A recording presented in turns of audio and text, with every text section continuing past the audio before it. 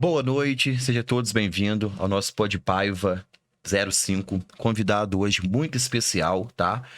E primeiramente eu irei chamar ele de Lucas, mas posteriormente de Dr. Lucas Penchel ou Lucas Pencha, né? Eu vou tirar essa dúvida com ele também. Então é uma honra imensurável, igual eu tive aqui no podcast 01, quando eu convidei a minha amiga e irmã Camila Simeone, admiração, a confiança e a consideração que eu tenho pelo Lucas também é de irmão. Então não poderia deixar de chamá-lo aqui para participar dessa fase que eu estou vivendo, desse podcast dentro do escritório, dessa inovação, dessa comunicação virtual, para trazer toda a sua experiência de vida, toda a sua experiência profissional, sendo para mim a referência nacional no seu nicho de atuação. Então, seja bem-vindo, meu amigo e irmão, Dr. Lucas Penchel. Que apresentação, lisonjeado pela apresentação, pelo convite. Nossa amizade que já é de anos. Quando eu estava começando a carreira, a gente já se aproximou. E eu começando, você começando, e a gente mantém essa parceria aí há um bom tempo, né? Lisonjeado por várias pessoas aqui que eu conheço, que são extremamente relevantes em Minas Gerais, que participaram aí do podcast, e realmente estou muito satisfeito e parabenizar porque o estúdio tá incrível, tudo de altíssimo gosto, tudo de altíssimo luxo, de qualidade. E a gente tá aí para responder tudo, para falar sobre tudo um pouco. E o que eu puder contribuir aí pro pessoal que segue o Dr. Glauber Paiva, que me segue também, pode contar comigo. Então, para quem não segue ainda, Dr. Lucas Penchel, tá? O Instagram dele é @dr.lucaspenchel. Sigam aí no Instagram, porque eu entendo que hoje em dia, para a gente ter uma qualidade de vida, para a gente ser um profissional de excelência, para a gente estar nesse mercado acirrado e buscando sempre o melhor, a gente depende de algumas coisas, Lucas, tá? E eu entendo, né? Assim como você também, em questão de família, eu conheço sua mãe, conheço sua família toda, suas filhas. Eu entendo que primeiramente a gente tem que ter Deus na vida, certo? Depois saúde. Porque se a gente não tiver fé em Deus, se não tiver com uma saúde boa, a gente não consegue nada. O que mais tem aí, que eu vejo, infelizmente, são pessoas bilionárias, dono de um hospital, que está ali naquela cama e que não tem condição de fazer nada. Então, talvez pensar que o dinheiro está na frente das coisas, na frente da fé ou da saúde, não está. Então, eu considero como essencial a nossa vida a nossa fé em Deus, independente da religião, a nossa saúde, o nosso trabalho e a nossa família. Quem tem isso daí, e quando eu falo em família, envolve inclusive o relacionamento, quem está com isso aí em perfeita sintonia, a pessoa consegue sim se destacar, inclusive no mercado de trabalho. Então, quando eu decidi convidar você aqui, é justamente para tratar dessa questão da saúde. Porque tem muitas pessoas hoje em dia, no seu caso, a gente vai falar aí sobre alimentação, tá? Reposição hormonal, questões de estética, e vamos falar de outras coisas também. Mas quando eu falo em saúde, tem que tomar muito cuidado, que você também fala sobre isso, que é o quê? A nossa saúde mental. A gente vê muito falar aí hoje em dia sobre surto psicótico. Então você também, sendo uma referência na medicina, você que para mim, é um médico completo, por quê? Puxando sardinha dele agora, gente. Dr. Lucas, eu conheci ele, tá? E tinha acabado de formar, em meados de 2014, 2015. E hoje em dia, ele é médico, nutrólogo, ele é mestre, e ele está terminando o doutorado e ainda graduando em nutrição. Então, na mesma faculdade que ele é aluno de nutrição, ele também é professor por ter mestrado e está concluindo o doutorado, Então, assim, para falar de saúde, principalmente do que eu gosto, que é academia, hipertrofia, alimentação, dieta, suplementos, não poderia ter Belo Horizonte, Minas Gerais, Brasil, uma pessoa melhor do que o Lucas. Então, para iniciar aqui, eu vou começar contando como que foi a sua trajetória aí na medicina. Lucas, com você a palavra. Então, eu sou natural de Belo Horizonte, criado em Teoflotone. Teoflotone é interior de Minas Gerais, próximo da Bahia. Criado lá, educado lá, por isso desse sotaque. Cidade que eu sou apaixonado, hoje tenho negócios lá, tenho amigos lá. E foi lá onde tudo começou, o desejo de fazer a medicina, de cuidar das pessoas. Meu pai não teve oportunidade de fazer faculdade, minha mãe também não, então alguém próximo da área da saúde não tinha para incentivar, mas o desejo desde cedo era de ajudar as pessoas. Fui sempre incentivado pelos meus pais para realizar meu sonho e tive uma infância, uma adolescência, uma vida adulta de obeso. Engajado por esse sonho, vim para Belo Horizonte para fazer o vestibular em 2005. E em 2005, sempre desafiado por objetivos e metas, etc. Meu pai falou, você vai ter que passar em medicina em 6 meses e tal. E assim foi feito. Estudei, consegui passar na faculdade de medicina. E durante ali a faculdade de medicina, eu falei, gente, eu vou fazer qual área eu vou seguir? Só chamando a atenção, Lucas, a gente tava numa resenha ali, né? Pré-podcast, de quase 2 horas. E é bom lembrar para as pessoas que estão assistindo aí, porque a gente inspira muitas pessoas que estão ainda no ensino fundamental, terminando ali, né? O ensino médio, ou então que está naquela dúvida de vestibular, faculdade. E só para lembrar que naquela época, tá? 2005, foi mais ou menos a época que eu formei também, ingressei na faculdade. Só tinha 3 faculdades, né, aqui. Então, assim, era muito difícil, continua sendo, tá? Para mim, a profissão que eu mais admiro, eu sou graduado em Direito, eu sou advogado, mas eu entendo que se for para escolher uma profissão para minha filha, Ana Júlia, eu indicaria a medicina, que eu sou apaixonado com ela, porque realmente é um dom de Deus que dá para as pessoas. Então, naquela época, só tinha 3 faculdades aqui, não tinha muita escapatória, né? Não. Aqui em Belo Horizonte tinha a Unifenas, a Faculdade de Ciências Médicas e o UFMG. Quem residia no interior para realizar esse sonho, esse objetivo de vida, tinha que vir para a capital. E hoje, né, por inúmeros motivos, né, questões políticas, conflito de interesses, em Belo Horizonte tem 7 faculdades de medicina e hoje no interior tem inúmeras, né? Certo. A gente pega ali Triângulo Mineiro, Uberaba, Uberlândia já tem mais de 3 faculdades, Montes Claros tem mais de 5 faculdades, Itaúna, Teoflotone, Diamantina, enfim. Hoje a faculdade de medicina ela está em toda a região e isso tudo tem um lado bom e um lado ruim, né? Certo. Mas, de certa forma, acredito que tenha banalizado muito a medicina e reduzido muito a qualidade técnica dos profissionais que estão formando. E aí, naquela época, eu queria fazer cirurgia plástica e eu não sabia o porquê. Até que um dia, acompanhando um preceptor, um professor, no hospital Júlia Kubitschek, no Barreiro, eu passei ali por volta de umas 8 horas auxiliando ele em uma cirurgia bariátrica. E naquela época, a cirurgia bariátrica era um corte na barriga imenso e uma cirurgia extremamente complexa. E aí eu fui pego de surpresa, porque eu fui lá para estudar e tal. Ele falou, Lucas, coloca a roupa aí, né, a touca, capote, enfim. Você vai entrar para uma cirurgia comigo. Não tinha como falar não, entrei. E eu entrei para a cirurgia, achei que fosse uma coisa rápida. E eu fiquei por volta de 8 horas ali. Tinha vontade de ir no banheiro, não podia sair dali, porque tinha uma pessoa com a barriga aberta ali, né? E eu auxiliando. Começou a suar, transpirar, né? As salas não tinham um ar-condicionado, nada. Você já era acostumado com o calor lá de Teoflotone, né? E não tinha como limpar o suor. A gente tá com a luva ali no procedimento cirúrgico. Os pés começavam a cansar, não tinha utilizado um calçado adequado, não sabia que eu ia participar de uma cirurgia tão longa. E aquilo ali me traumatizou. Eu falei, nossa, eu não quero isso pra minha vida. E depois eu comecei a procurar alguma outra área ao qual eu iria exercer. Foi aí que em 2011 eu formei e vi o desejo de atuar na área da nutrologia. Quando fui fazer uma prova de residência para o Hospital Felício Roxo, era um candidato por vaga. Então não tinha como não passar.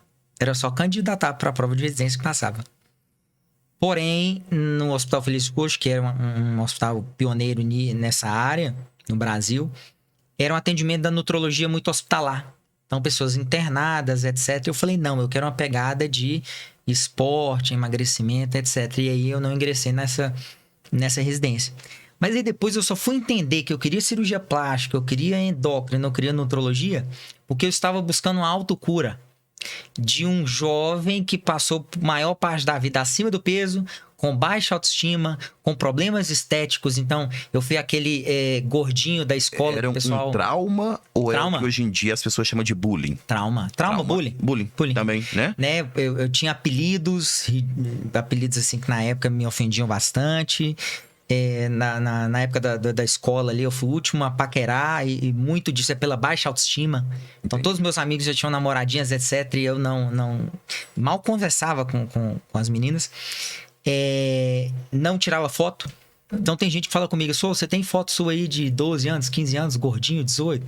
Não tem, são raríssimas. Eu já vi. E as que existem, as fotos que tem, é porque minha mãe pegava ali, meu pai pegava e tirava, né? Porque eu não queria tirar foto.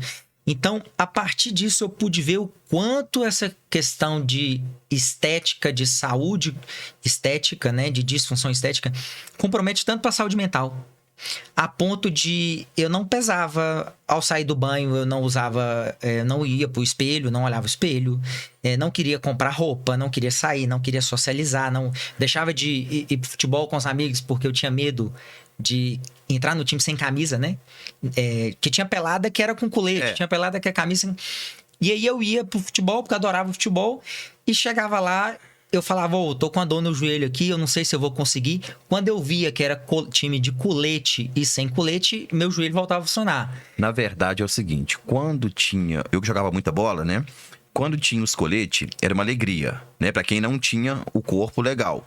Por quê? Quando tinha o colete aquele frente e verso, você podia usar ali o colete vermelho e o colete azul. Quando não tinha o colete, era o time com camisa e o time sem camisa, né? E tinha duas decepções. Primeiro, quando você não tinha o corpo legal, ou então quando você tinha o corpo legal, mas tinha que jogar no frio e jogar sem camisa. Porque quando você tomava uma bolada, queimava, né? Então a gente tinha essa questão aí de jogar sem camisa e com camisa. Todo mundo queria jogar com camisa. Primeiro questão do corpo e depois segundo para não tomar bolada e arder tanto, né? Então você tinha esse problema com as duas coisas, né? Tinha. E aí não tirava foto, enfim, foi realmente traumatizante. E aí eu queria escolher uma área da medicina justamente para me curar. E né? tinha que ser medicina. E tinha que ser medicina. Tinha que ser medicina porque foi uma área que eu sou completamente apaixonado pelo que faço. Tá, mas você se recorda, Lucas, em qual idade que você teve o primeiro amor e contato, mesmo que não diretamente, mas indiretamente com a medicina, que você falou assim, eu sou apaixonado com a medicina? Lembro. Eu fui uma criança que teve muita infecção de via aérea, então todas as ites, sinusite, amidalite, tudo eu tinha, rinite.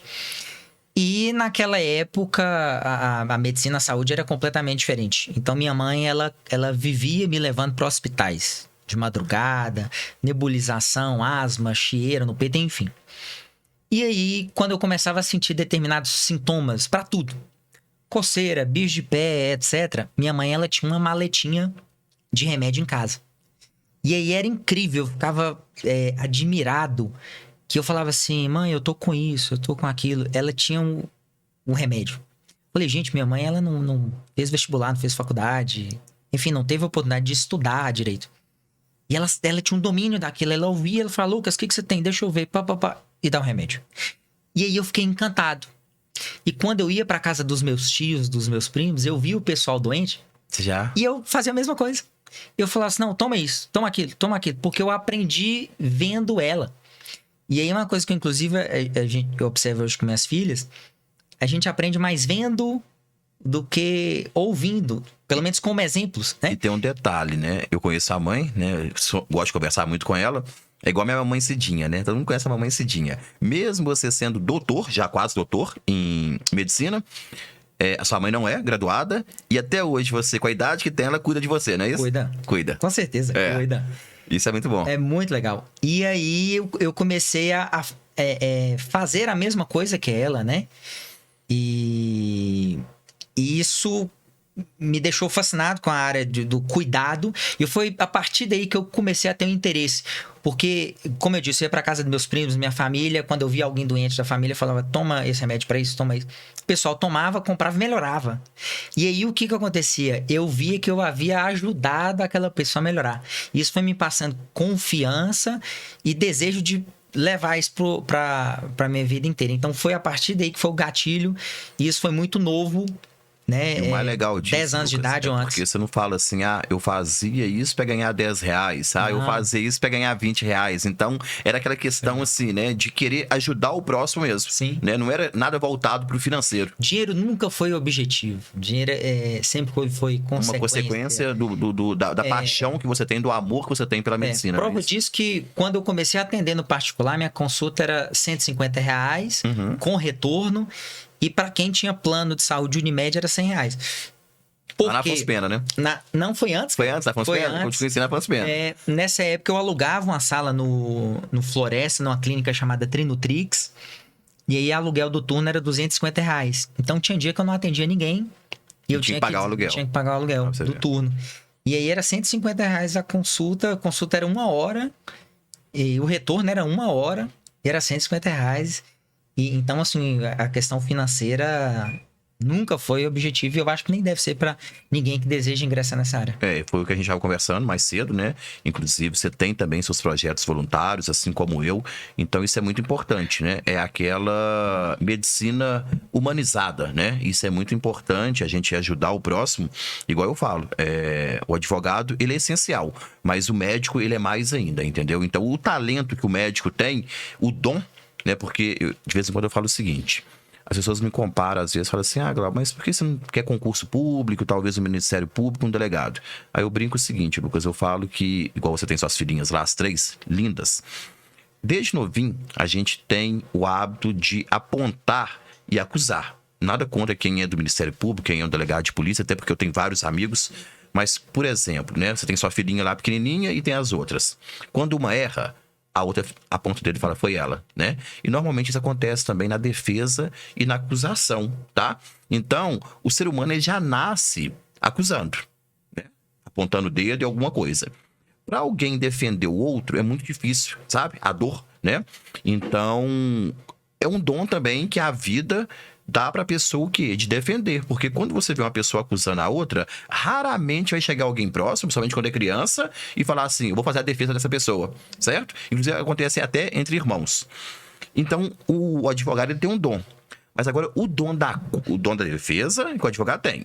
O dom da cura, ele é muito maior que o dom da defesa, certo? Então, assim, eu valorizo muito a profissão do médico devido a essa questão do dom da cura. Porque quando a gente está lidando ali com a saúde da pessoa, a gente está ligado que é a vida da pessoa. Então, a primeira coisa é a vida.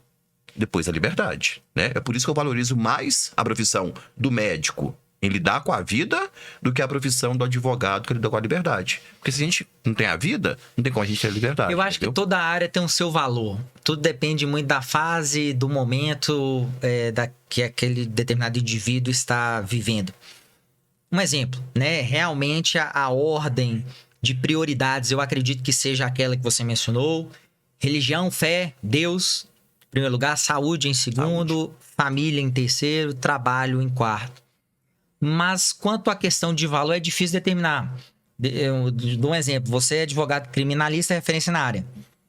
Quando alguém comete alguma infração, delito, algum problema, para ele o mais importante naquele determinado momento é um advogado criminalista. Sim. Não é um médico.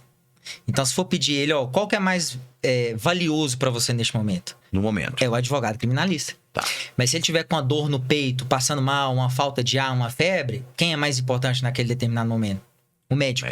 Então, todas as áreas, elas têm a sua valorização. Uma pessoa que está casando, juntou muito dinheiro, etc., e aí quer construir uma casa, um lar, quer construir uma casa para ter um lar. Para ela, muito provavelmente, naquele determinado momento ali, o mais importante é um engenheiro, um mestre de obra, para realizar aquele sonho dela. Então, todas as áreas têm o seu determinado valor. E quando for optar, escolher por um profissional, escolha por indicação, escolha por história, escolha pelos valores da pessoa. E os valores eu falo não somente para escolher o profissional, mas para escolher um cônjuge, para escolher um sócio, né? A gente tem que entender os valores Por conta das consequências, né? Isso, por conta das consequências. E aí, falando de sócio, só para concluir, quando a gente for escolher um sócio, eu costumo falar que tem que ter os 4 Cs. Então, tem que ter alinhamento do C de cultura, precisa ter alinhamento do C de caráter, C de comprometimento e C de capacidade de entrega. Exemplo, C de cultura. Se nós somos sócios de uma determinada empresa, mas a questão cultural não é alinhada, onde um tem uma religião, uma preferência política, coisas completamente distintas, ideologia, muito provavelmente isso pode afetar tanto o relacionamento conjugal como a sociedade, que é o exemplo que eu estou citando. Caráter, né? Aí não precisa entrar em nenhum detalhe. Capacidade de entrega. Então, um sócio estuda, viaja, lê livro, traz novidades, dedica aquilo, e o outro não tem a capacidade de entregar, de somar, de trazer coisas novas para aquela sociedade. E o último é o comprometimento. Enquanto um sócio está ali tomando conta do salão de beleza, do escritório, etc., o outro está na praia, o outro está fazendo TikTok, está fazendo foto ali, foto aqui, e o outro lá, abrindo o estabelecimento, a empresa, enfim, e fechando. Então, se não tiver esse alinhamento dos 4 Cs, muito provavelmente a sociedade ela está fadada ao fracasso. Então pega essa visão, galera, porque eu não conhecia essa teoria ainda, tá? E eu sou amigo dele, a gente conversa, quando a gente encontra, a gente fica às vezes tempo sem encontrar, né? 6 meses, às vezes. Aniversário dele eu vou todo ano, que é em dezembro. Então não tem como esquecer que é próximo ali do Natal. Mas a gente fica, às vezes, um tempo sem encontrar. E ó, pra você ver, eu tô aprendendo coisa aqui com ele dos 4 Cs, que eu não sabia ainda. Então, quem tá assistindo aí, né, que se quiser anotar, agregar conhecimento, e você já vê uma visão o quê?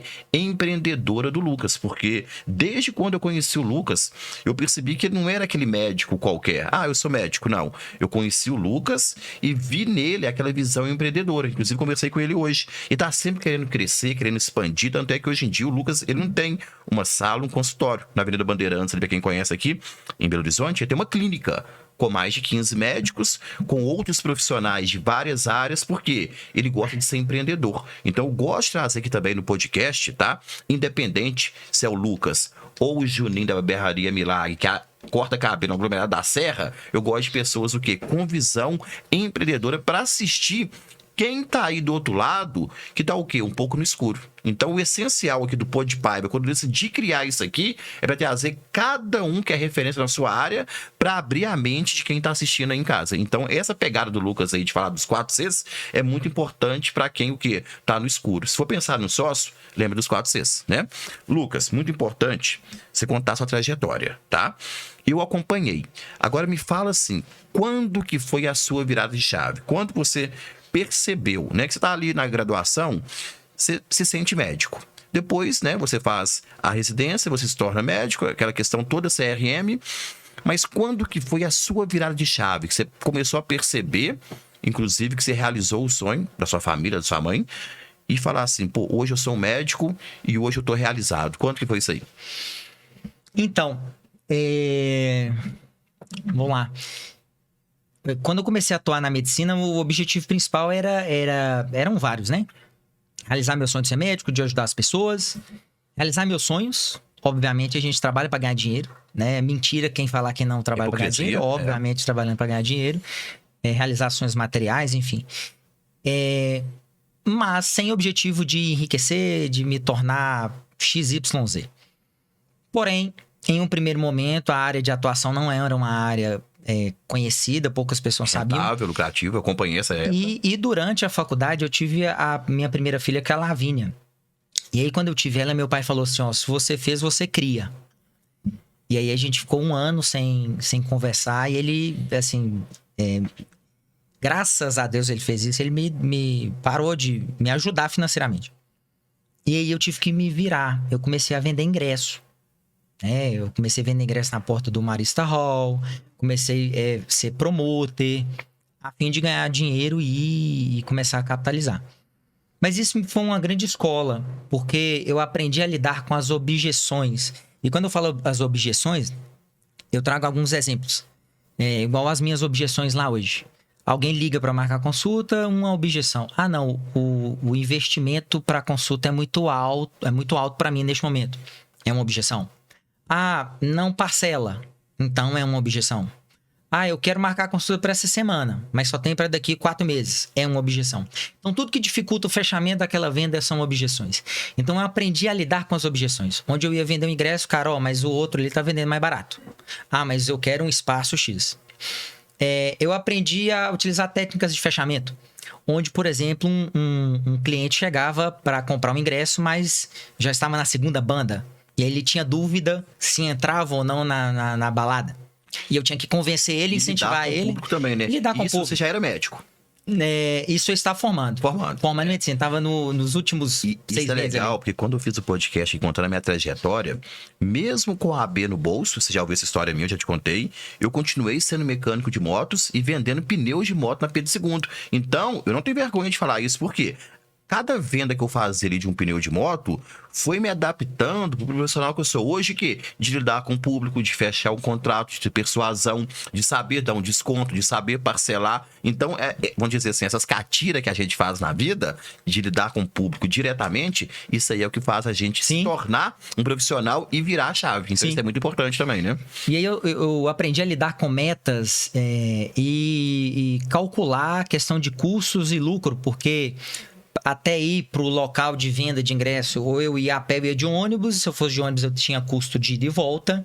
Se eu tivesse fome, eu ia lanchar um cachorro-quente lá na porta, que é o que tinha, ou tomar uma água, uma cervejinha em lata. E aí eu teria custos. E eu tinha que vender o ingresso, ter o lucro ainda pagar os meus custos. Então eu tinha que fazer a gestão daquilo ali. Eu tinha que ficar muito atento a informações para comprar os ingressos antecipados no primeiro lote. Naquela época era Zeca Pagodinho, Arnaldo Antunes, Titãs.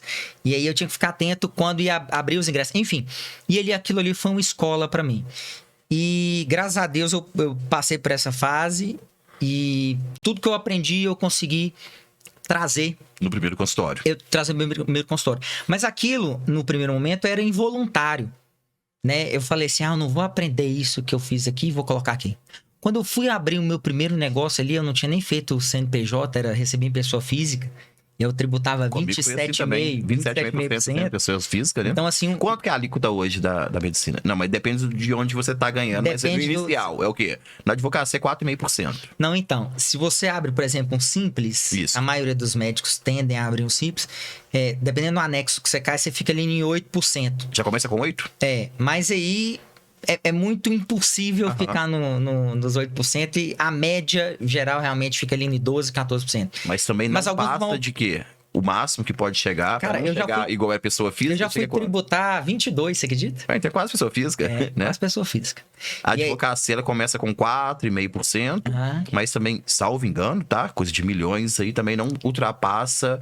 Salvo engano, 19% a 22%. Não, para medicina é muito... É mais puxado, porque lucro real não faz sentido, né? Pelo modelo de negócio, então vai pro presumido, né? Lucro presumível, ou simples nacional. Mas aí vamos supor, você tributa ali 20%. Aí você vai na maquininha de cartão que o cliente parcela e vai mais 2%, 3%. Gera um boleto, 2%. Aí você vai fazer um investimento ali de 3% a 5% de marketing. Aí, brincando, aí já foi 30%. Dependendo da sua área de atuação, você tem insumos. Você tem que comprar o botox, você tem que comprar o preenchimento de glúteo, o preenchimento do rosto, o implante hormonal, o soro, enfim. Você precisa de funcionário. Então, você tem uma folha de pagamento. Você tem os custos fixos do seu estabelecimento, aluguel, IPTU, água, luz, etc. E aí, quando você for somar tudo, você pega aí 70% já tá só para você manter e sustentar aquele negócio. E no início a gente não sabe disso, tanto que em 2018 eu quebrei. Eu quebrei em 2018, eu tinha carro, eu vendi carro, tudo que eu tinha para pagar a obra, né? Que eu não tinha conhecimento nenhum de planejamento para o local atual, e aí a virada de chave... Foi quando? Que você sentiu e falou assim, hoje eu sou um profissional reconhecido, hoje eu tenho minha carteira de clientes, hoje eu sou uma referência. Porque igual eu te falei, né? Posso até citar nome aqui. Quando eu comecei a malhar com 13, 14 anos de idade. Não tem nada a ver eu falar isso aqui. De forma imprescrita, tá? Já era normal de falar assim, faz um ciclo de... Nós vamos falar sobre essa questão de reposição hormonal aqui. Faz um ciclo de DEC dura. Ou então até o Hemogenin, tá? Então, assim, eu comecei assim. Depois que eu vim a descobrir que existia um profissional na área da saúde que era capaz de cuidar da nossa reposição hormonal. Isso eu tava com 20 anos de idade, que era aqui o Rodrigo Greco, né? Referência em endócrino, inclusive mandar um abraço pra ele, eu fui paciente dele nessa época. E aí depois que eu fui descobrir que o nutrólogo também é que fazia o negócio girar. Então nós vamos chegar daqui a pouco, você vai falar pra gente, que eu tô em dúvida disso aí, quando que foi a sua virada de chave e qual que é a importância, tanto naquela época da sua virada de chave e hoje em dia, do nutrólogo na vida das pessoas, principalmente quem busca aí a hipertrofia. A virada de chave, ela não foi em um dia. Foram, basicamente, 3 fatos que aconteceram que eu falei assim, opa, eu acho que eu tô mudando de patamar. O primeiro ponto foi, quando eu ia em determinados lugares, o pessoal me reconhecia. Então eu ia... Inclusive comigo, né? Uma festa, chalezinho, eu ia num lugar ali, o pessoal me parava e... tal, te sigo. E isso é extremamente gratificante.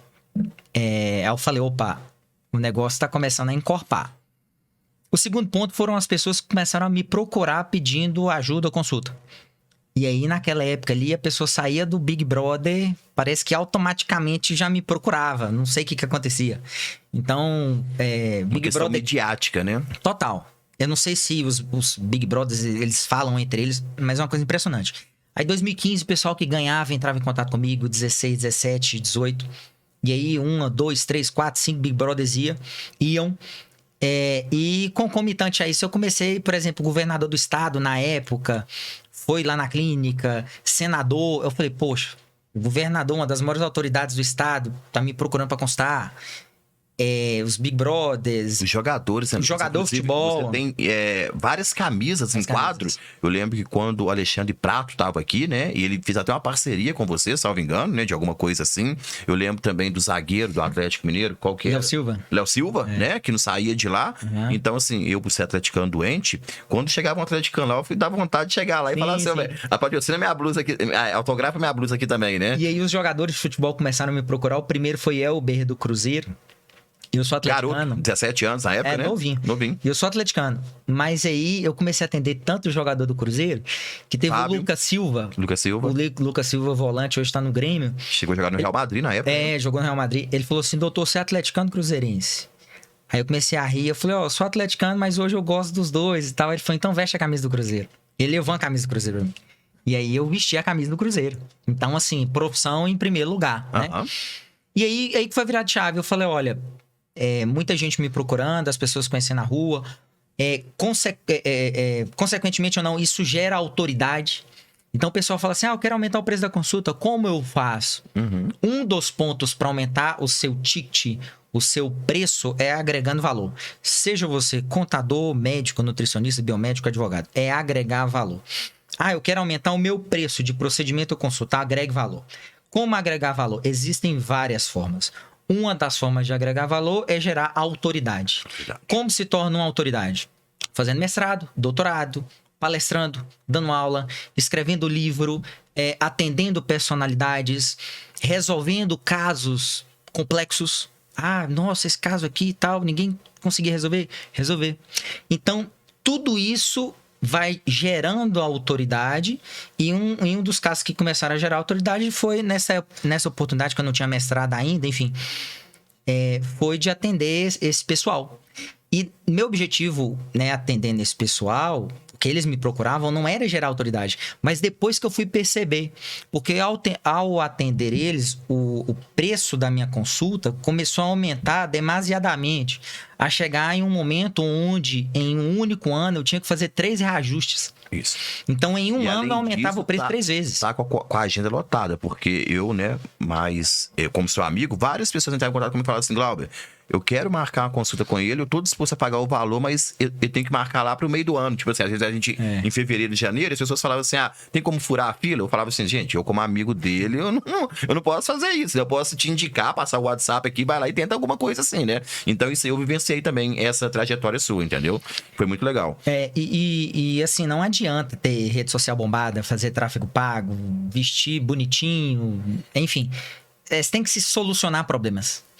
Porque você fazendo inúmeras estratégias, de repente você chega no topo, né? Mas para manter-se de forma constante, um crescimento linear, ascendente, contínuo, tipo 10 anos crescendo, você tem que solucionar problemas. E para solucionar problemas, obviamente, você tem que estudar, né? Então, fazendo tudo isso, a gente vai agregando valor e agregando valor, o preço da consulta ele aumenta, né? E existem várias formas de agregar valor, como eu disse. E aí eu pego alguns exemplos que eu utilizo, inclusive, em palestra, em curso. Por exemplo, um homem utiliza um Rolex.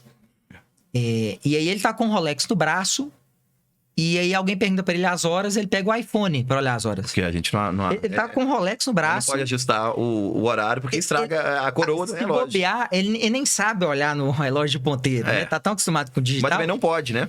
Porque estraga. Sim, e aí ele não olha pro relógio, ele pega o celular. Ou seja, o uma relógio joia, né? que deveria ser pra olhar as horas não serve É uma pra isso. joia. Uma joia. É uma joia. Né? Aí uma mulher, por exemplo, ela compra uma bolsa Chanel, ela vai sair com essa bolsa, ela muda totalmente o traje dela pra combinar com a bolsa. E ao tirar a foto, ela coloca a bolsa assim de lado. Em evidência. Uma bolsa Chanel, por exemplo, 30 mil, 50 mil reais, pequenininha. Ela é tudo menos uma bolsa, porque se a mulher quiser levar 2 celular e mais uma maquiagem, não cabe. Não cabe. Ela tem que levar outra coisa, né?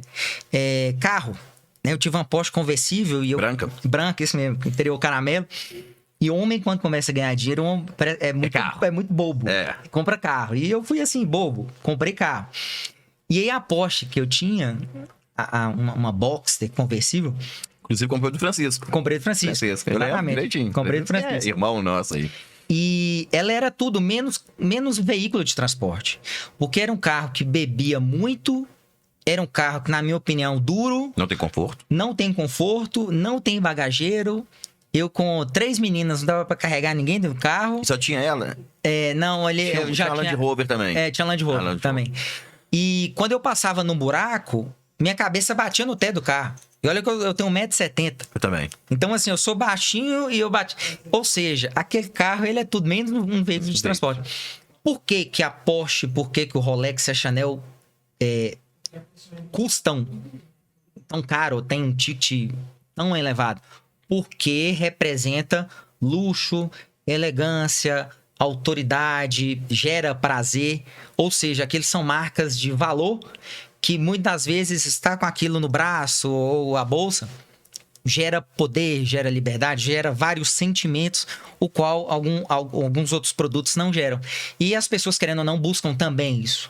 E é uma das formas da gente também aumentar o preço do nosso serviço. A gente tem que fazer que seja uma marca valorizada. Você falou essa questão sobre autoridade, né? No seu caso, você entende autoridade como a questão de conhecimento, né? E, inclusive, no livro, que eu fiz uma dedicatória para você já, eu coloquei, eu que não sou muito bom em matemática, mas eu fiz uma adição.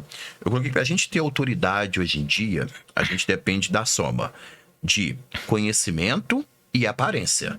Quando você tem conhecimento agregado à sua aparência e você expõe isso ao público, você gera uma autoridade. E quando eu falo de aparência, não é somente a vestimenta, é a sua oratória, gesticulação, né? E o conhecimento, quanto mais conhecimento tiver, melhor. Então, a dica que eu dou, né? Se você quer gerar autoridade, principalmente nesse mundo virtual que a gente vive hoje em dia, tá? De Instagram, Twitter, YouTube, é o quê? É você pegar o seu conhecimento com a sua aparência e sempre expressar isso em público. Utilizando o quê? Do seu rosto e da sua fala, tá? Nem sempre é uma roupa de luxo, mas a partir do momento que você fala algo, a gente tá falando aqui, que a gente tem conhecimento, porque nós investimos nisso aí, você tá gerando o quê? Autoridade. E isso faz você virar a chave hoje em dia. Não é isso que aconteceu com você? Faz parte também da minha trajetória, ajudou demais e eu tenho uma experiência bem legal com isso. E aí você perguntou, quando você notou que virou a chave? Em 2015, não, 14. Em 2014, eu ainda na Afonso Pena, numa sala de 20, 30 metros quadrados, um funcionário. Eu tinha um funcionário e uma nutricionista. Porque no início eu não tive recepcionista, né? Era eu que fazia a agenda, papel e lápis. Eu tenho essa agenda até hoje guardada. E aí, nessa oportunidade, eu estava atendendo. Eu lembro disso, assim, com riqueza de detalhes. Eu estava atendendo. E aí, por aquele web, WhatsApp... eu não lembro se foi ele ou foi pelo WhatsApp. Foi por ele. A minha recepcionista falou assim, o pessoal da Globo ligou aqui. Eu falei, nossa, e aí? Olha, eles estão querendo que você concede uma entrevista amanhã para falar das Olimpíadas. Aí eu falei, nossa. Eu falei, pode dar ok. Deram ok. Aí eu falei, qual que passa os detalhes. Programa Bom Dia Minas e tal. E aí eu topei, fiquei mega entusiasmado. Eles mandaram uma pauta falar sobre suplementação, Olimpíadas e tal. E aí o programa começa, se não me engano, 6 da manhã. Cara, eu não dormi. Aí eu cheguei em casa, eu falei assim, meu Deus, pra que eu fui aceitar isso? E eu não dormi, deu dor de barriga, eu começava a suar, não dormi. Eu fiquei com medo de tomar remédio pra dormir e acordar grog. E eu tomei maracujina, que é natural, não dormi. Fui virado. Quando eu cheguei lá, nervoso e tal, a entrevista rolou, aconteceu. E aí depois eu peguei pra ver o vídeo. Cara, eu me critiquei. Eu falei, não, que postura ruim, que traje ruim. E minha canela aparecendo na Globo. E, enfim, eu fiquei traumatizado. Eu falei, eu preciso melhorar. Investir mais, né?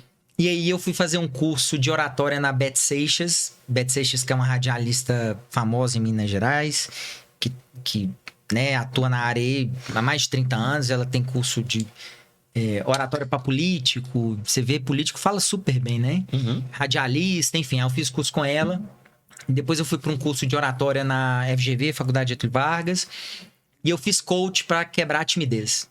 E a partir disso eu comecei a me sentir à vontade a ponto de falar para 1.500 pessoas, voltar para a Globo, etc. Você já deu palestra internacional, né? Eu já fui palestrar em Portugal, Bélgica, Paris e Estados Unidos. Nossa. Em 4 países. E Argentina, 5. Então...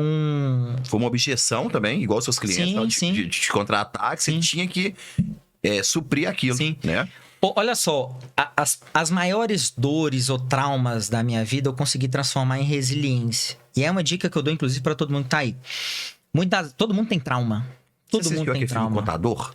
Não. Que ele tinha medo de ficar no escuro, que ele tinha medo de algumas coisas, então ele foi fazendo tudo pra conseguir vencer, né, todo o trauma que ele tinha, né? Mais ou menos isso, né, Lucas? E isso te ajudou também na sua virada de chave. Sim, com certeza. Tá. Você vai continuar contando, aí eu vou entrar num detalhe que eu utilizo muito, você também, que a gente é mais ou menos parecido, inclusive em questão de idade. O marketing digital daquela época também, e hoje em dia, te ajudou a virar a chave, a manter o seu sucesso hoje em dia também? Muito. A questão do marketing digital, te respondendo, para concluir o outro raciocínio, nessa época, quando eu comecei a atuar, o que era mais ativo era marketing offline. Então, online e offline. O offline, na minha época, quando eu comecei, era aqueles lambe-lambe que ficava pregado em construção. Então, quando você está tendo uma construção, eles fazem tipo algo para cercar aquilo, né? Eu não sei se é madeira... o seu nome. É uma MDF, tipo né? um MDF, que eles colocam assim em volta da construção. E aí as pessoas começavam a pregar umas folhas, assim, se não me engano, de A3, com propaganda, que pregava em poste também. Certo. Chama lambe-lambe. Então, era um marketing online. Era o lambe-lambe, era panfletagem, onde a gente ia para a porta de faculdade colocar os panfletos ali no carro ou entregar na mão do pessoal quando estava saindo da faculdade. Era o bus door. Então, é aquela propaganda atrás do ônibus. E isso o Conselho de Medicina permite. Depende da forma que você está explorando aquilo. Na advocacia, não pode nem sonhar num negócio desse. Pode utilizar um bus door? Pode, mas depende da imagem que você está utilizando, a terminologia, a promessa, várias coisas. Entendi. Então, naquela época era muito marketing offline, porque só tinha Facebook. Isso. Não existia fórmula de lançamento, YouTube, Instagram, nada disso. E aí, aos poucos, essa questão da era digital foi entrando e eu peguei justamente bem no início disso, onde eu fui surfar. Hoje eu tenho LinkedIn, tenho YouTube, TikTok, Twitter, Instagram e Facebook. Então, hoje eu tenho 6 redes sociais e estou ativo nas 6. Parecido com a advocacia. A gente tá falando de um médico e um advogado. Qual que você considera a ferramenta mais potente? Dessa é a mesma que a minha.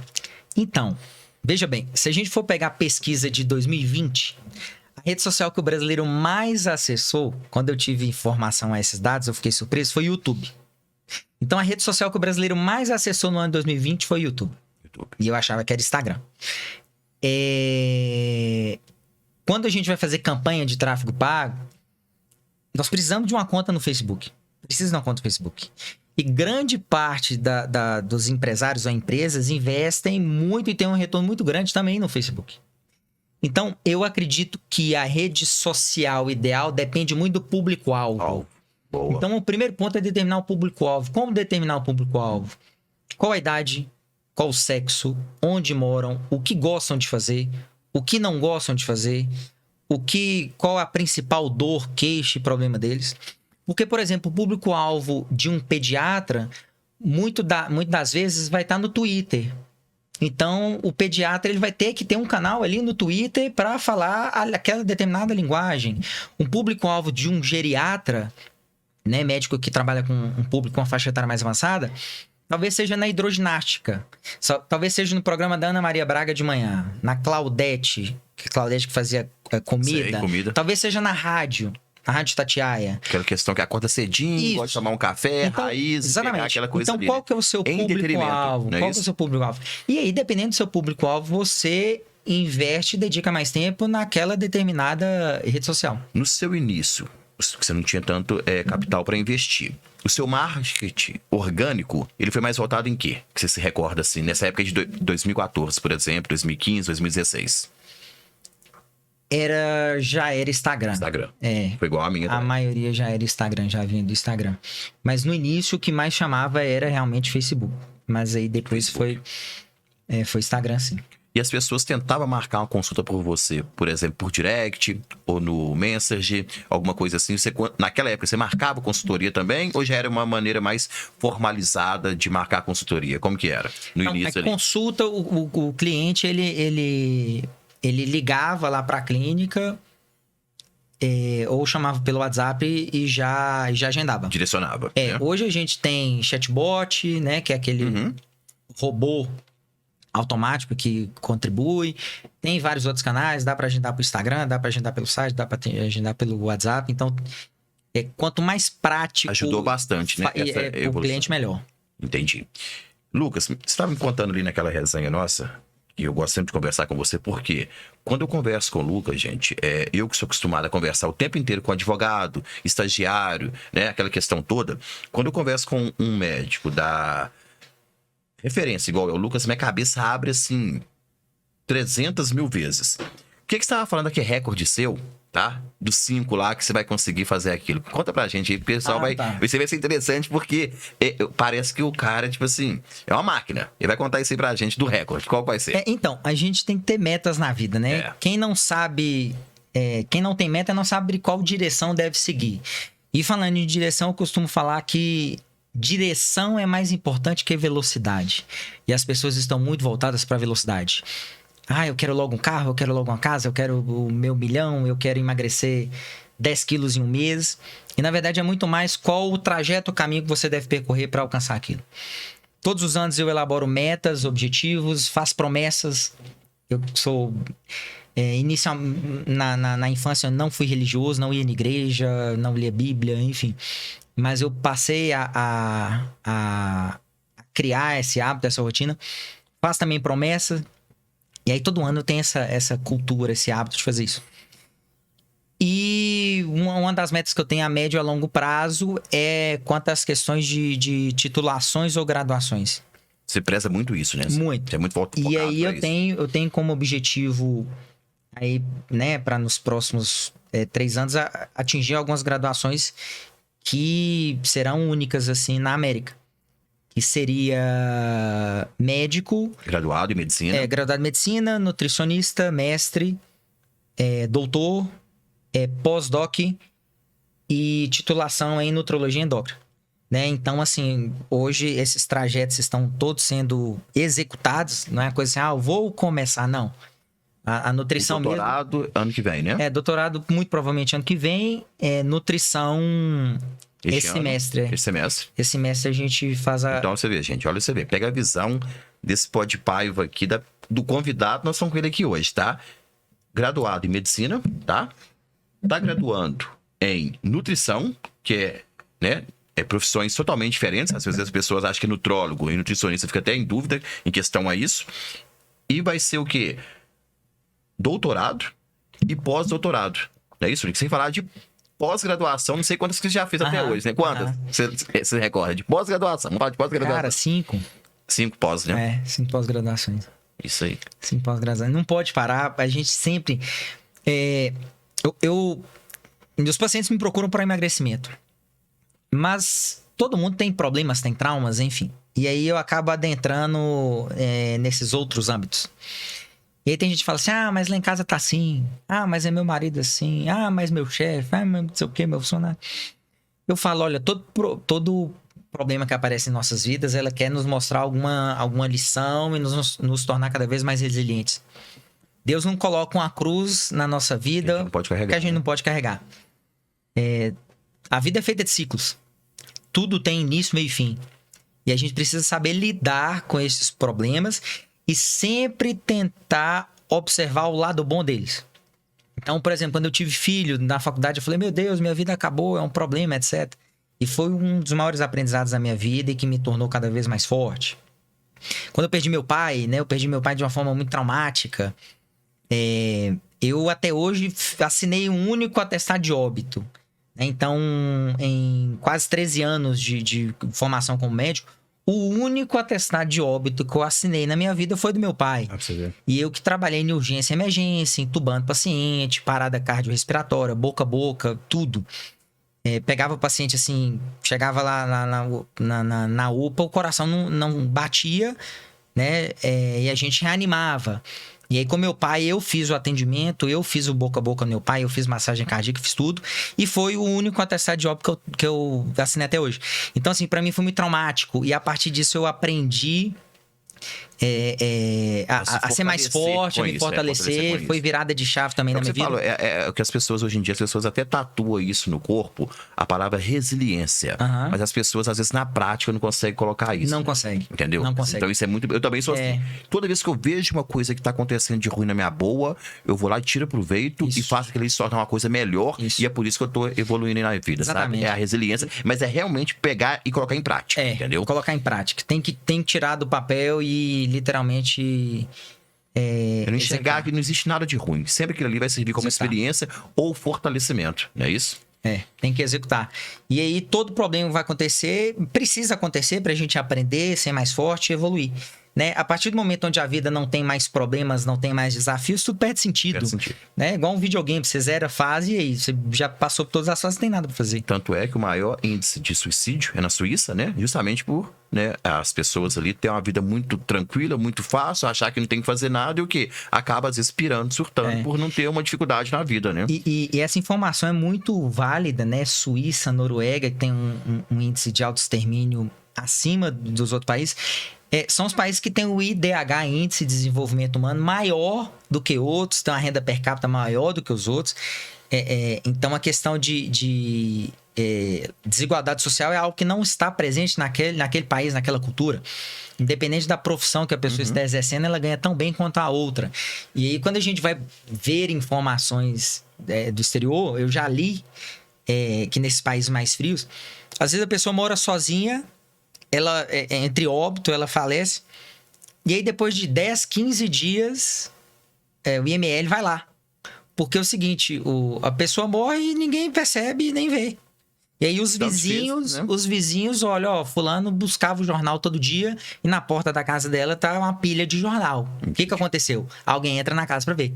Então, olha só, o IDH é extremamente alto, poder aquisitivo, o pessoal não passa aperto, mas morre por questão de saúde mental, que é uma coisa que está crescendo infelizmente, absurdamente, justamente porque as pessoas não seguem isso. Deus, saúde, família e trabalho. As pessoas invertem essa pirâmide e acabam priorizando trabalho. Trabalho, não pode, né?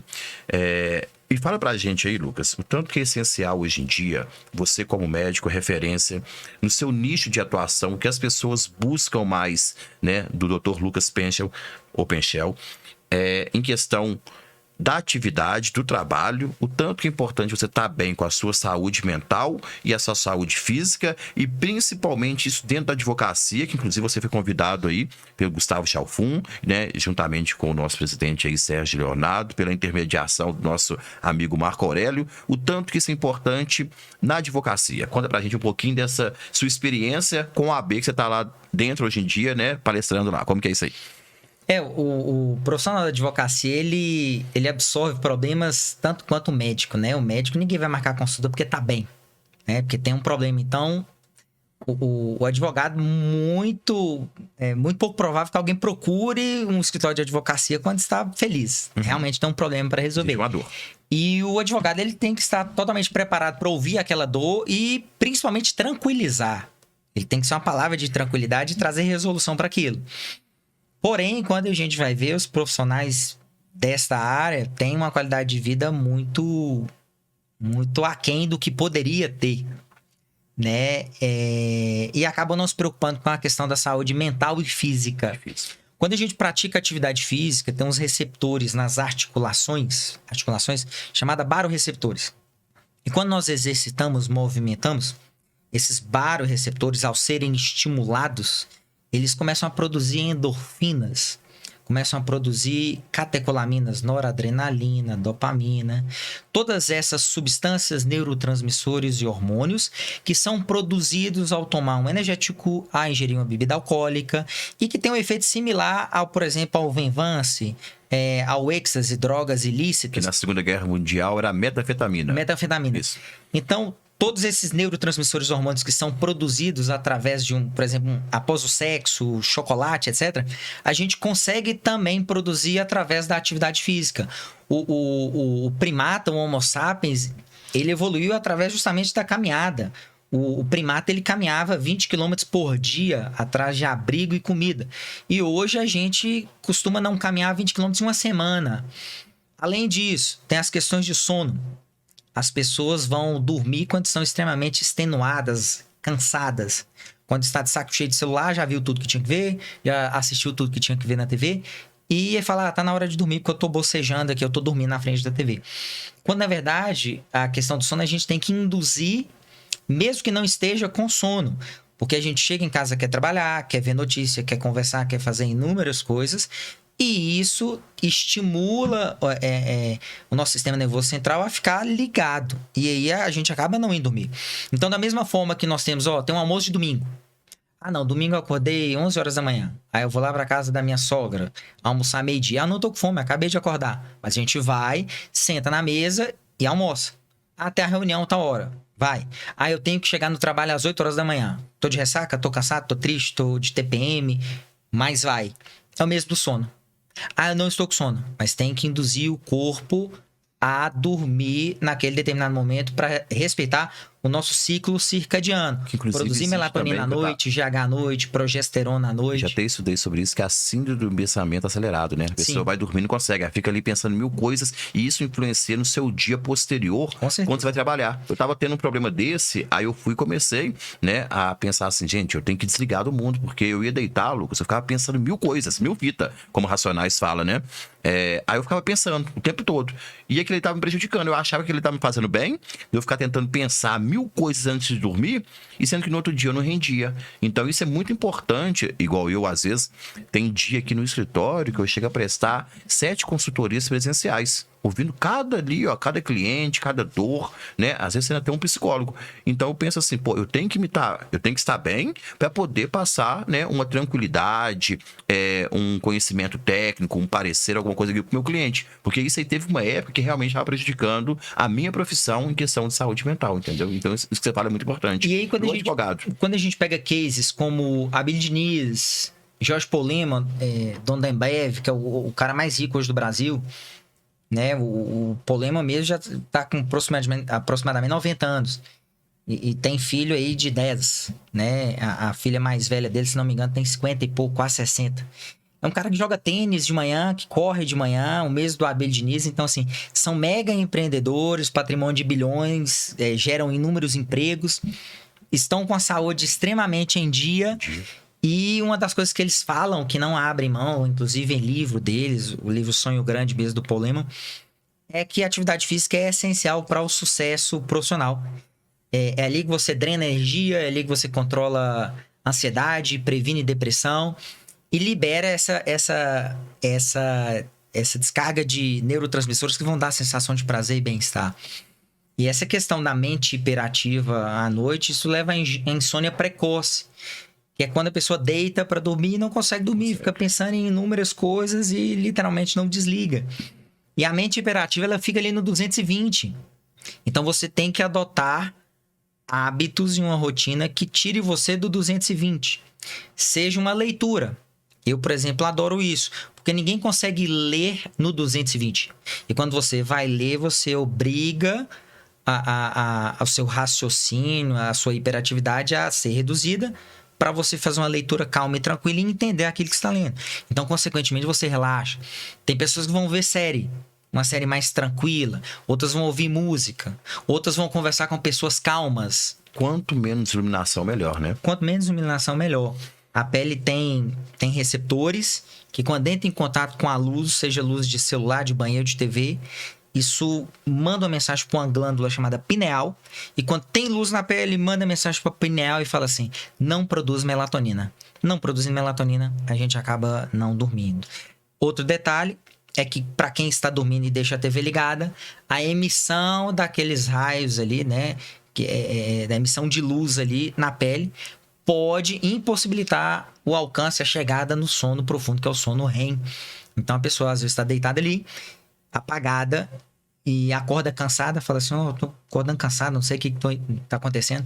A emissão de luz ali com a TV ligada de madrugada vai dificultar chegar no sono profundo, que é o sono regenerador. Então, né, de uma forma indireta, resumindo o que você falou aqui, o profissional liberal, principalmente o advogado, tá? Envolvendo a medicina, é bom que ele o quê? Cuide do sono dele, cuide do corpo dele com atividade física e também da saúde mental.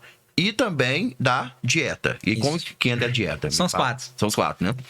E saúde mental, para concluir, envolve cuidado com quem você anda, com quem você conversa, o que você escuta.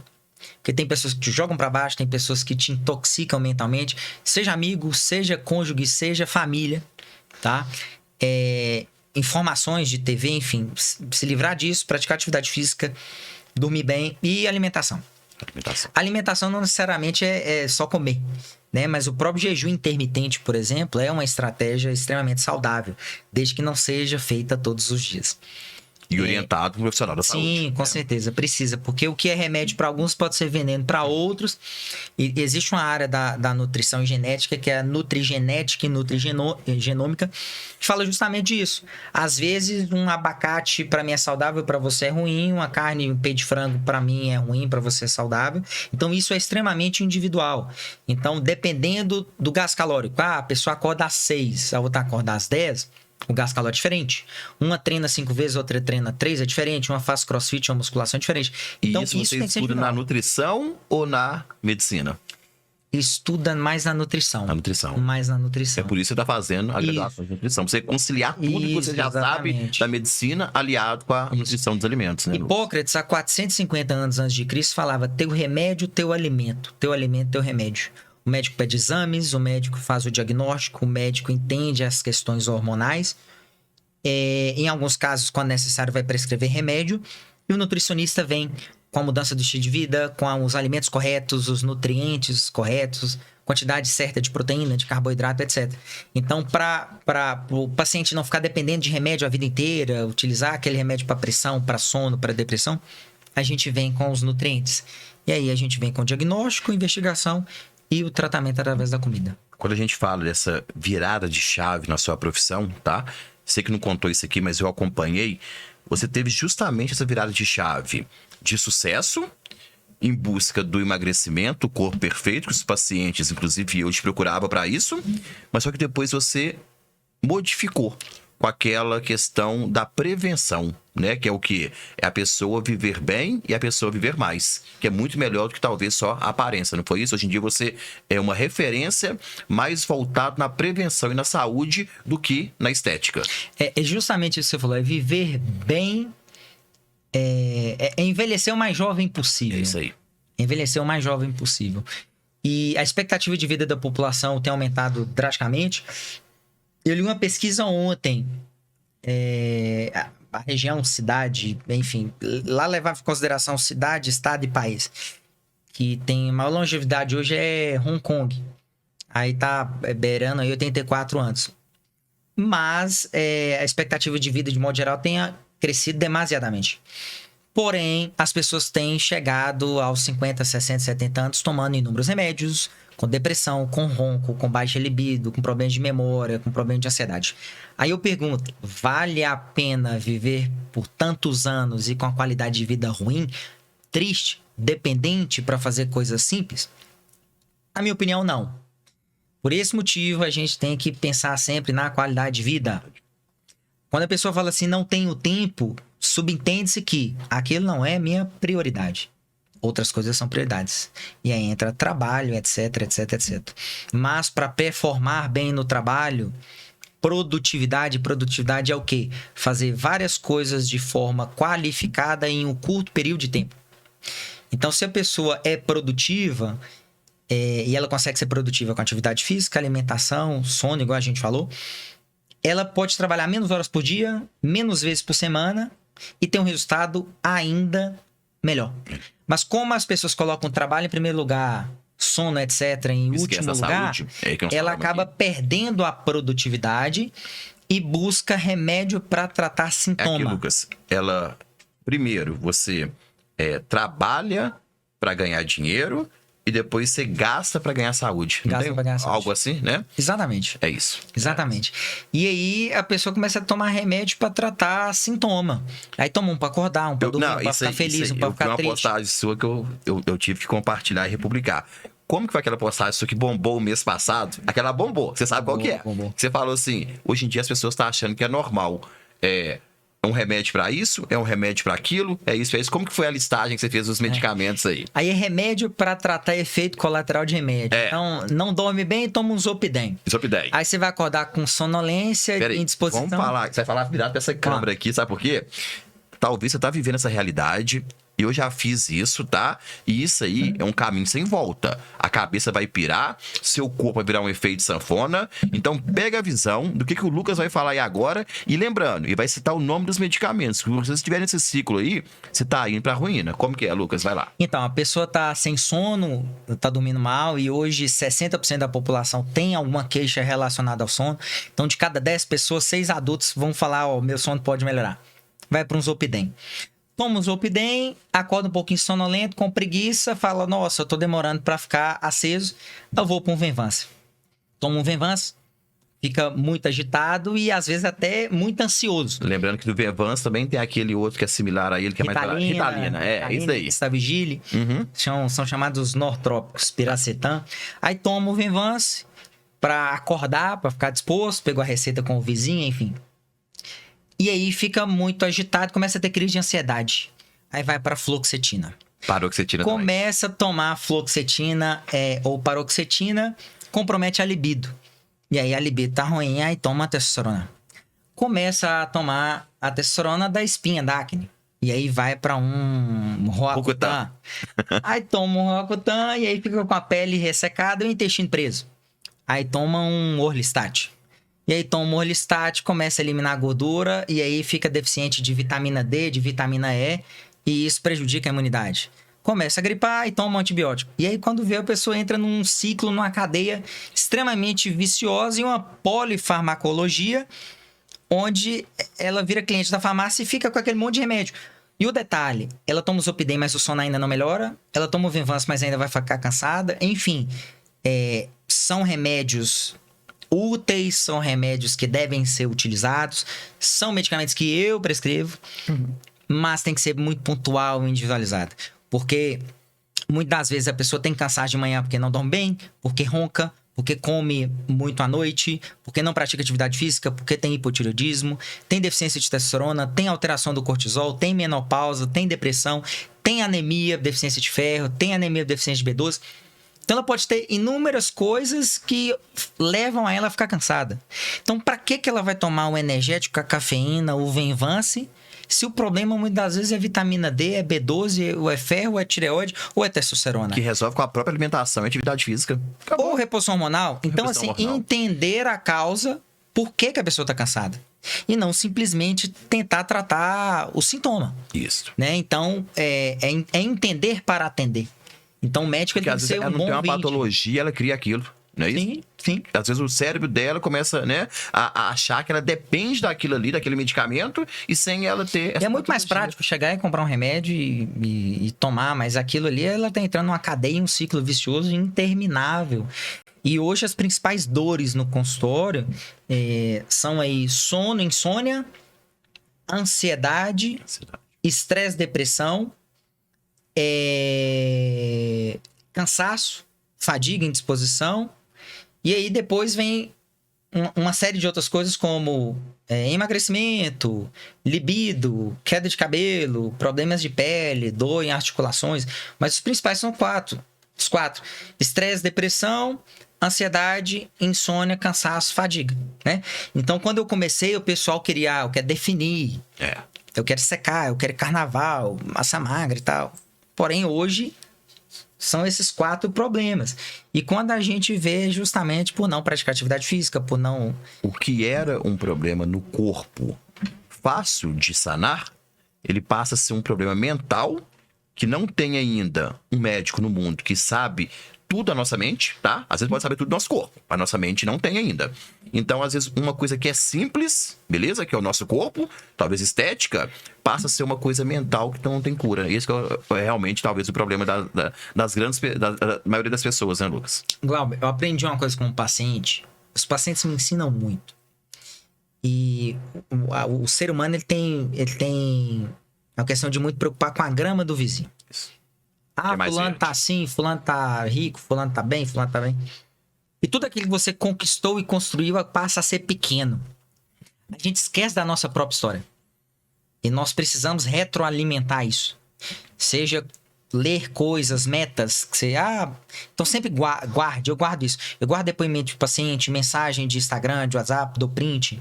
Eu guardo metas, coisas que eu escrevi em 2016, o que eu queria conquistar. Porque é necessário retroalimentar para você nunca esquecer da sua história e valorizar toda a sua jornada.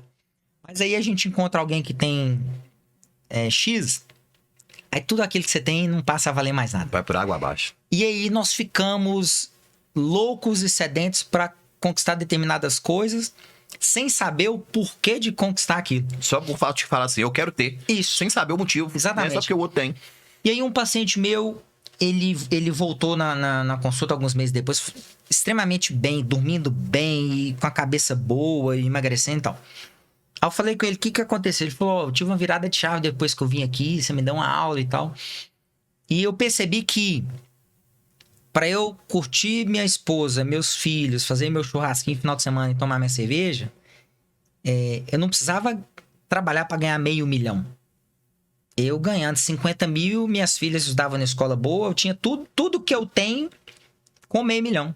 Mas para eu ganhar $500 mil, eu tinha que trabalhar 7 vezes por semana, tinha que chegar em casa 11 horas da noite, não ser marido, não ser pai, não ser absolutamente nada.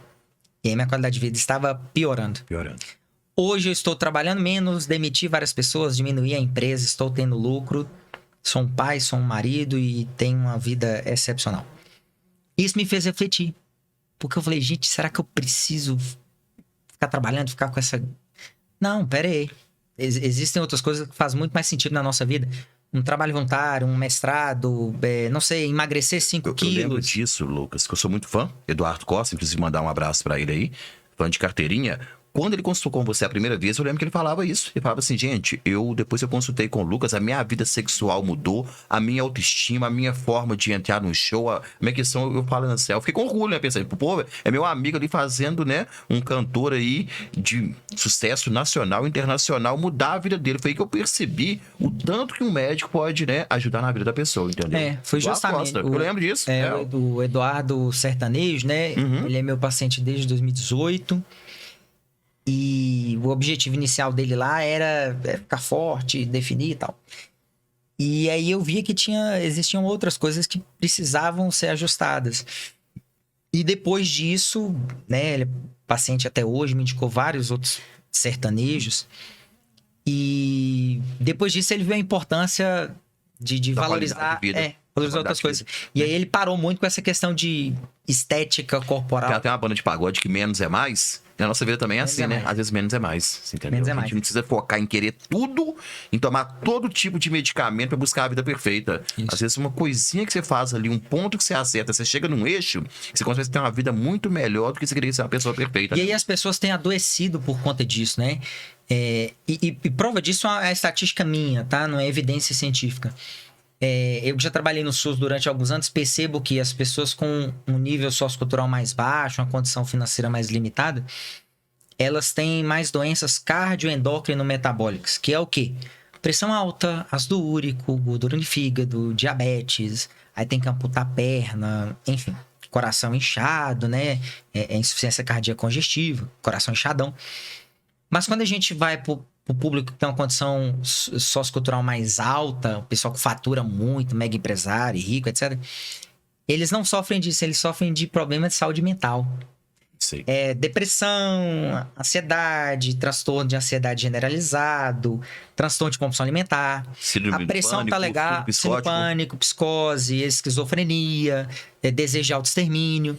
E são pessoas que a pressão tá legal, glicose boa, ácido úrico, tudo normal. A gente vê, isso é uma conclusão minha, tá? Não é pesquisa científica, não. Que o primeiro exemplo tem relação com baixa informação quanto à questão alimentar. Tem uma cultura disseminada que de manhã tem que ser pão com manteiga, café com aquele monte de açúcar, o almoço tem que ser muito arroz, muito macarrão, muito feijão, muito sal, comida com sal que é gostoso, que à noite tem que jantar, que de manhã tem que tomar leite com Toddy. E por conta desses exageros devido à falta de informação, acabam adquirindo essas questões de pressão, coração e diabetes. No público com nível sociocultural mais alto, eles sabem. Não vamos um leite vegano, não vão consumir leite, não vão de Toddy, não precisa de macarrão, vão uma saladinha, vão um japa, etc. Mas por conta a grama do vizinho ser melhor, de querer, eu quero ser mais rico, eu quero ser mais poderoso, eu quero ter isso aqui, eles esquecem da construção da sua história e tudo que eles conquistam ou desejam tem um nível de êxtase, um nível de euforia muito curto. Então a pessoa fica ali almejando comprar uma Ferrari durante um ano. Ela compra a Ferrari e fica feliz ali com aquilo um mês. Passou um mês, ela já não tá mais feliz. Aí ela tá insatisfeita. Aí a Ferrari não vale mais nada. Aí é aquela outra coisa. Então ela passa mais tempo desejando do que usufruindo daquilo que ela trabalhou e lutou. E isso mentalmente adoece e acaba surgindo esse monte de problema. Se eu explicando isso aqui, eu consigo resolver. Todo mundo tem dentro, né, da gente aqui, um pouco de Deus e demônio, certo? O lado bom e o lado ruim. E existe também a questão do físico e da mente, né? A pessoa com poder aquisitivo maior, ela está preocupada com o físico dela e esquecendo da mente. E a pessoa com poder aquisitivo menor, ela preocupa com a mente e talvez não preocupa com o físico. É mais ou menos isso que você está querendo dizer? É uma briga, Exatamente. né? Entre o físico e a mente. As pessoas Exatamente. não conseguem o equilíbrio, que é o quê? Manter uma qualidade de vida mental boa e manter uma qualidade de vida corporal, física boa. É isso aí, né? É o equilíbrio. É o equilíbrio. É isso que tá faltando para A gente não vai conseguir ser nota 10 em tudo. nem né? ser bom e ruim ao mesmo tempo, né? A gente tem ali... Olha só, é As melhor duas faces. você ser a média a vida inteira do que ficar buscando... a perfeição. É. É isso E aí. quando eu falo a média, é assim...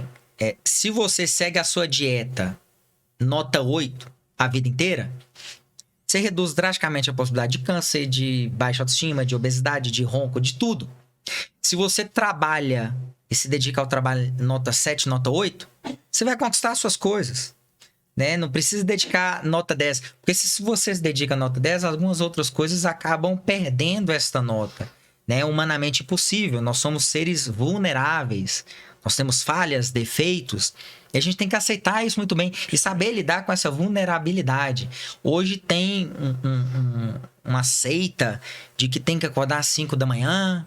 que tem que trabalhar muito, que tem que fazer um monte de coisa. É igual a gente lê livros, né? Que você já me indicou vários. A gente lê uns livros que talvez na prática não tem como colocar em prática. Não. Igual, tipo assim, O Poder da Manhã. Sim, É um ótimo livro, é um best-seller, mas na hora que você vai colocar aquilo ali em prática, não tem jeito. Então, velho. aí são essas pessoas aí de rede social e coach, etc., que vende um perfil, uma imagem de Teoria intocáveis. da aparência. Então, tipo, por exemplo, eles não são fracos, eles não têm defeitos, Vida financeira não tá, Vida não tem um financeira- boletim atrasado. não têm uma boleta atrasada, nunca ficaram devendo em nada, Aham. sexualmente transam todos os Tem dias, orgasmo todos os dias. tem orgasmo todos os dias, viajam. Então, assim, você vê aquela vida perfeita. É uma farsa, é uma mentira. Tomar cuidado com isso. E aí a gente... eu quero isso, eu quero aquilo. Então, assim, eu vou ter que acordar às 5 da manhã, eu tenho que dormir pouco, eu tenho que trabalhar muito, eu tenho que fazer múltiplas funções, né? E querendo ou não, esse tipo de vida, esse tipo de imagem, propaganda vende muito, né? Tanto que eu falo sempre da questão da grama do vizinho. Porque a gente vê aí fulano andando de helicóptero e comprando carro disso, tá. A gente quer igual e a gente compra o produto. Eu vou comprar aquele produto ali porque eu quero ser igual. Mas essas pessoas são extremamente vulneráveis, elas não são fortes como elas pregam, enfim. E eu falo isso porque eu conheço pessoas assim, tem milhões de seguidores, enfim. e são vulneráveis igual a gente, Igual a enfim. gente. Né? É admirável a trajetória, é um exemplo, nos ensinam muito, mas a gente tem que perceber que nós somos vulneráveis. Eu E entendo com isso. o ser humano não gosta de mostrar fraqueza. O que você até começou comigo ali na nossa sala ali de reunião, a gente tem que buscar hoje em dia o quê? É ser feliz com o que a gente tem na mão. Não é isso? As pessoas não estão querendo. Às vezes a pessoa está com a vida boa, ela tem tudo que ela precisa para viver uma vida boa, mas ela deixa de viver o que ela tem na mão ali, para quê? Para preocupar com o que o outro tá vivendo, e às vezes o outro tá vivendo só uma teoria de aparência. Eu tive um amigo, tá? Foi ano passado, no final da Copa do Mundo, que suicidou. Era um cara super forte. O Fred Starr, você lembra dele? Lembro. No Swingueira, entendeu? Irmão meu, 40 e poucos anos, Fred Starr. Por quê? Parece que por algum momento ele começou a achar que a vida dele estava ruim por ele não estar acompanhando aquelas pessoas só de teoria, somente de rede social. Eu percebi isso e eu fiquei super chateado, porque ele deixou de viver com o que ele tinha ali na mão, uma vida boa, um cara forte, que me dava conselho, inclusive, e por um momento ele se perdeu e acabou vindo a óbito porque ele passou a preocupar mais com essa teoria da aparência do outro do que com a própria realidade dele. Então eu entendo hoje em dia que toda a nossa vida, né, com a fé em Deus, com a saúde, com a família e o trabalho, é a gente viver bem com o que nós temos na mão. Porque tem muita pessoa que tem fé, tem muita pessoa que tá com a saúde boa, tem muita pessoa que tem uma família, tem um bom trabalho, mas ela começa a achar que aquilo ali não tá suficiente para ela porque o outro tá vivendo uma vida diferente. Ela tem tudo para ter uma vida espetacular. E ela acaba o quê? Se corrompendo, ela cria aquilo para ela por achar que a vida dela não é boa. Ou seja, ela não sabe viver com o que ela tem na mão. E isso aí prejudica muito a gente hoje em dia, inclusive com essa questão aí de aparência e corpo. Isso que você falou se resume muito ao que eu disse anteriormente. Né? Eu no interior convivi muito com o pessoal mais humilde e tal. Eu fiz parte do meio. E eu via assim, quando a gente ouvia na TV alguém rico, etc., a gente admirava, mas não ficava almejando aquilo. Isso. A gente via, não, fulano de avião, não é chique, tá na novela. Nossa, só viaja pra lugar chique. Nossa, que bonito, que ator. Eu sou fã, eu sou aquilo, etc. Então a gente não cria inveja, a gente não cria desejo nem nada. E por isso, muitas vezes a saúde mental ela fica preservada. Mas a partir do momento onde a gente começa a vivenciar nesse meio, nesse ciclo, a gente não só admira, a gente quer igual. Porém, a velocidade de crescimento e de conquista é totalmente individual. Algumas pessoas enriquecem por herança, outras enriquecem porque a profissão realmente faz com que isso seja muito mais rápido. Alguns outros têm mais oportunidade, sorte. Enfim. E a gente tem que respeitar isso, né? Então, a própria Bíblia fala muito sobre a questão do poder da gratidão. Então, seja grato. Ah, mas eu tô com isso, eu tô com aquilo, Seja grato, isso está acontecendo por algum motivo. Justamente. E tente tirar lições. Então, seja grato, veja o lado bom das coisas. Muitas das vezes nós temos um pensamento pejorativo com a gente mesmo, uma autocrítica muito tóxica. Tente ver o lado bom das coisas. Tudo tem um lado bom. Eu citei o lado bom de ter... O lado bom de quando eu tive filho muito jovem. Faculdade. Eu citei o lado bom de perder meu pai nos meus braços. Ser cambista. De óbito. Então, assim, perder ingresso. Eu citei o lado bom de quebrar. Eu entrei em falência, fiz empréstimo, vendi carro. Então, até as maiores tragédias na nossa vida têm um lado bom e vai nos ensinar algo. É claro que quando tem uma notícia ruim, aconteceu alguma coisa ruim, a gente tem um momento de luto, tem um momento de tristeza, de dor, mas sempre nós temos que fortalecer a nossa mente e saber que é uma fase que passa e que precisa tirar algum aprendizado daquilo. Lucas, mais que os outros convidados, a gente já chegou aí a mais de 1h30 de live, né? Se a gente ficar aqui, a gente vai conversar aqui durante a madrugada toda, se deixar.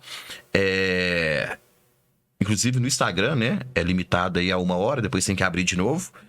Eu queria encerrar, tá? Trazendo você como profissional da área da saúde, referência, e queria que você desse uma dica, resumindo tudo, um conselho sobre essa questão, tá bom? Da pessoa cuidar tanto da saúde dela física, de buscar o emagrecimento, um corpo perfeito, uma qualidade de vida e também da saúde mental. Então, para quem está assistindo a gente aí, qual que é a dica que você hoje, com toda a experiência de vida social e profissional, você tem para dar aí para o nosso Podpaiva aqui, para acrescentar valor na vida não só de advogado que está me assistindo, que está aí inscrito no canal, mas também para os seus seguidores, para as pessoas que estão no mesmo ciclo nosso de amizade e de convivência. Qual que é a dica para a pessoa ter uma boa qualidade de vida física e mental? Eu diria uma tríade ou uma pirâmide, onde no meio dessa pirâmide a gente coloca a palavra equilíbrio. Em um ponto, dedicação, saúde espiritual, física e mental. A espiritual existem das mais variadas formas. Tem algumas pessoas que gostam de ter rituais da igreja, outros de oração em casa, mas é necessário criar uma rotina, um hábito para isso. Eu dou alguns exemplos. Eu ouço louvor todos os dias de manhã. Estou tomando meu café, treinando, enfim. É a forma que eu me sinto mais próximo. Mas isso vai da crença de cada pessoa. Tem pessoa que, como eu disse, gosta de ler, ir para a igreja, etc. Atividade física. E aí eu pego uma frase do Mário Sérgio Cortella. Faça o seu melhor nas condições melhores, enquanto não encontra melhores condições de fazer melhor ainda. E eu coloco um exemplo de hoje. Hoje de manhã eu tinha compromissos muito cedo, enfim. Eu falei, não vai dar tempo de malhar. O que eu fiz? Peguei minha bicicleta ergométrica lá em casa e fiz 25 minutos. Ou seja, eu fiz o meu melhor nas melhores condições que eu tinha, enquanto eu não consigo uma condição melhor ainda. Então, faça atividade física. Eu tenho paciente que faz polidense, faz caminhada, peteca, frescobol. Faça exercício, tá? Coloque isso como prioridade. E pelo estilo de vida da população, hoje a minha sugestão é acordar e fazer. Porque durante o dia pode cansar, surgir outros compromissos e acabar esquecendo isso. O outro pilar vem da saúde mental. E saúde mental, cuidado com as suas companhias. Acredito muito em energia, teoria da relatividade. Albert Einstein já mostra isso há anos e anos e anos, e essa questão da energia diz muito. Encontrei pessoa, se tinha uma coisa ruim, sai fora. Eu encontro com essa pessoa, ela sempre me joga para baixo, sai fora. Quando eu ouço isso, sai fora. Assisto isso, sai fora, tá? Ande com pessoas que te jogam para cima, que te ensinem, que são extrovertidas, que te ensinam e agregam. Existem 3 formas de aprendizado. Uma forma é ler, outra forma é ouvir e outra forma é ver. Todo mundo tem um pouquinho de cada, mas a maioria das pessoas aprendem mais vendo, como exemplo, ou ouvindo. Isso. Por isso que eu falo de andar com pessoas boas. Porque em um bar, em um restaurante, em uma viagem, dentro do ônibus, você escuta histórias, você vê atitudes, observa. Por exemplo, dentro do ônibus, um jovem saindo da cadeira para um idoso sentar. Então, através de ver e ouvir, você consegue aprender muito e trazer bons exemplos para a sua vida. Então, na pirâmide, no meio, equilíbrio, saúde espiritual, física e mental. Boa. Então é isso. Encerrando nosso Podpaiva de número 5, convidado muito especial. Uma aula, tá? Agregando todos os valores que ele tem como pessoa e como profissional. Eu fico lisonjeado de ter aqui. Agradeço imensamente. Eu que aprendi bastante. E quem tá em casa também aprendeu. Então eu agradeço pelo seu tempo, que nosso tempo é precioso. Principalmente na terça-feira à noite, sabendo que amanhã está com a agenda lotada. Muito obrigado. Provavelmente vamos ter a nossa segunda edição futuramente. E obrigado por ter vindo aqui. Eu não tenho palavras para descrever a sensação que eu vivo aqui hoje, ter realizado o meu sonho de ter um podcast com os convidados que eu imaginei de forma virtual há uns 2 anos atrás, e você faz parte desse convidado aí. Legal. Obrigado pelo convite. Prazer imenso participar. A gente é amigo, eu sou seu fã, gosto muito de você. Principalmente pela sua essência e pela sua história. O que mais me admira é a sua história e sua essência. Você é do cara humilde, sua trajetória inteira. E tá de parabéns. A equipe é excepcional. Desde a hora que eu cheguei aqui, o pessoal foi me receber lá embaixo. Tomei vinho da melhor qualidade possível. Sempre. Enfim, o estúdio impecável. E aí eu tô ansioso para ver os cortes pra gente compartilhar. Publicar, isso. Motivando as pessoas, principalmente, que é mudar a vida das pessoas. Aqui não temos interesse financeiro, não temos interesse pessoal, porque eu não dependo de você, a não ser da amizade, você não depende de mim como profissional. Então, o que a gente quer aqui é transmitir de forma gratuita conhecimento, motivação para as pessoas. Legal. Tamo junto? E agradecer a todo mundo que acompanhou aqui nas redes sociais, no Instagram, mandar um abraço. E para quem tiver mais dúvidas, me envia direct, enfim. Então tá, muito obrigado. Até a próxima. Abraço, valeu, com Deus. Valeu. Pode Paiva. E tamo junto na próxima terça-feira, no mesmo horário, entre 19h30 e 20 horas.